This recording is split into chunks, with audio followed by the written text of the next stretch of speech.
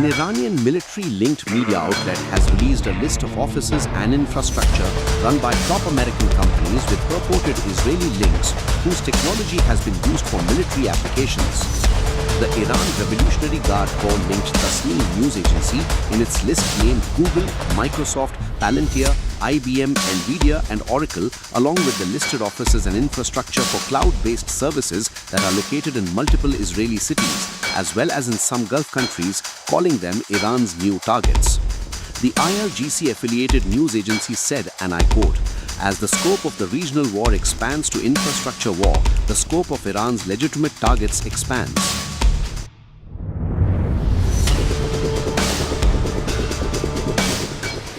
Earlier, Iran threatened to target economic centers and banks linked to US and Israeli entities in the region after it alleged a strike on an Iranian bank. According to Al Jazeera, a spokesperson for the IRGC-owned Khatam al-Anbiya headquarters said, and I quote, "The enemy left our hands open to targeting economic centers and banks belonging to the United States and the Zionist regime in the region." Iran has been relentlessly attacking commercial installations in Gulf countries, including the United Arab Emirates, escalating a campaign of squeezing the oil-rich region as global energy concerns mounted and American and Israeli airstrikes pounded the Islamic Republic.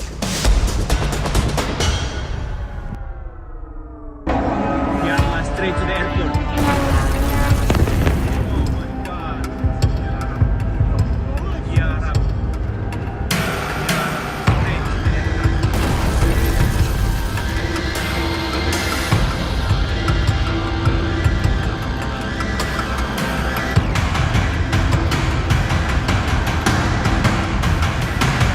At least 4 people were injured after 2 suspected Iranian drones fell in the vicinity of Dubai International Airport.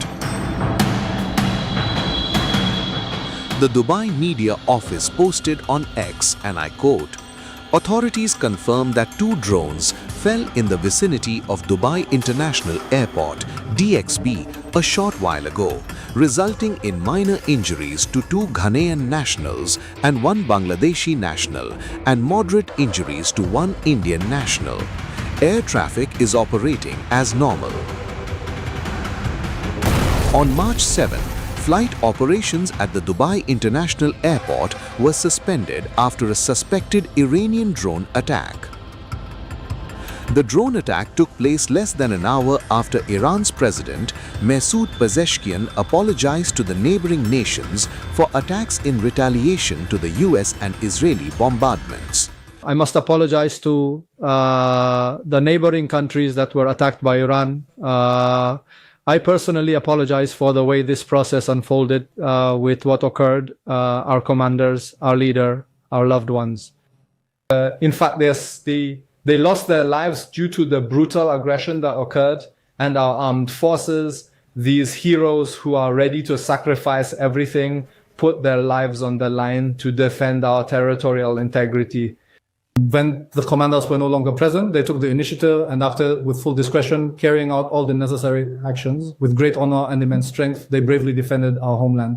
I sincerely hope that these recent events that have taken place are fully considered in the significant decision that we reached yesterday within our Provisional Leadership Council. Furthermore, this crucial decision was officially conveyed and reported to our armed forces, stipulating that from this point forward, they must not engage in any attacks against neighboring countries or launch any missiles, unless, of course, those very countries themselves initiate an act of aggression against us. And I believe that we must resolve this through diplomacy. We are the servants of this nation. We will make every effort to ensure that no problems whatsoever arise from our side for our dear people. But the reality is that it's war, and we have prepared ourselves for a war and will continue to prepare. To the neighboring countries where certain groups or factions are contemplating using this opportunity to launch an attack on our land, I deliver this message. It would be far better for them not to become mere pawns in the hands of imperialism.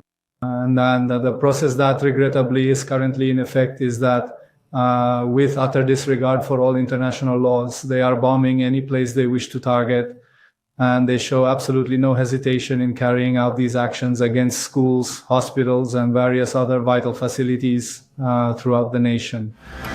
Iran attacked commercial ships on Wednesday across the Persian Gulf and targeted Dubai International Airport, escalating a campaign of squeezing the energy-rich region as global energy concerns mounted as American and Israeli airstrikes pounded the Islamic Republic.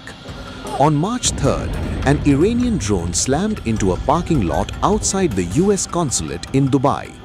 Video posted online showed the blast near the consulate that sent a plume of black smoke into the sky, while passers-by were seen rushing away from the explosions seen in the background.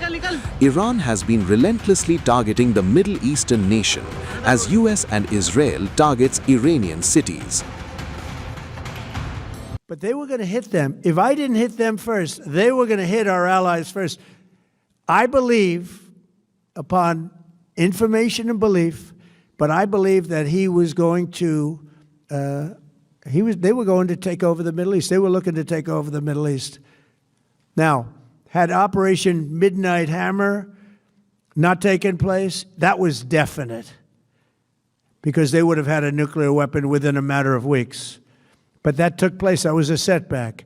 But look at the number of missiles they were able to buy and make over the last 6 months. And those missiles were aimed at various countries.